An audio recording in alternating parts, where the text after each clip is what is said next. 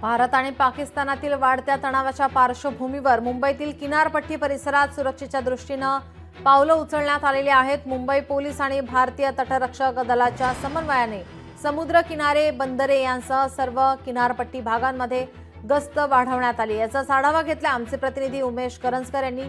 पाहूया। कालपासून पाकिस्तानने भारतावर हल्ला केलेला आहे आणि या हल्ल्याचं चोख प्रत्युत्तर भारतीय जवानांकडून पाकिस्तानला देण्यात येते। भारत व पाकिस्तानातील या लढ्यात जो तणाव निर्माण झाला आहे त्यानंतर किनारपट्टीवरील सुरक्षेच्या दृष्टीने महत्त्वाची पावलं उचलली गेलेली आहेत। सुरक्षा व्यवस्था जी आहे त्या सगळ्या भागामध्ये चोख करण्यात आलेली आहे। खास करून जर आपण पाहिलं तर मच्छीमारांना सतर्क राहण्याचे आदेश देण्यात आलेले आहेत। बोटींच्या हालचालीवर मच्छीमारांना बारीक लक्ष ठेवण्यात आलेले, कोणती जी अनोळखी बोट असेल किंवा आपल्या परिसरातील बोट नसेल असं वाटत असले तर लगेच याबाबतची माहिती जी आहे ती कोस्ट गार्ड विभागाला देण्यात यावी, जेणेकरून लवकरात लवकर कारवाई करण्यात येईल। अशा प्रकारची सतर्कता मच्छीमारांनी देखील ठेवावी।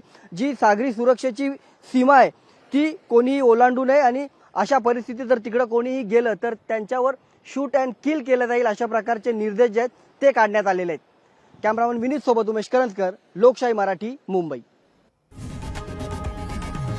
लोकशाही मराठी, ऐका, पहा, जागरूक रहा।